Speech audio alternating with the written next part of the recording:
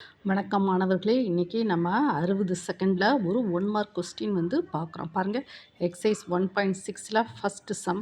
Question answer வந்து n of a cross b equal to 6 மற்றும் a equal to 1,3 எனில் n of b ஆனது.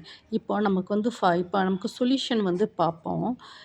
n of a cross b வந்து என்னது 6 கொடுத்துருக்கான். அடுத்து a ஈக்குவல் டு 1,3.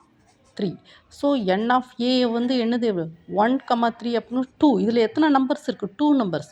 இப்போ n ஆஃப் b கண்டுபிடிக்கணும். n of a cross b equal to n of a into n of b.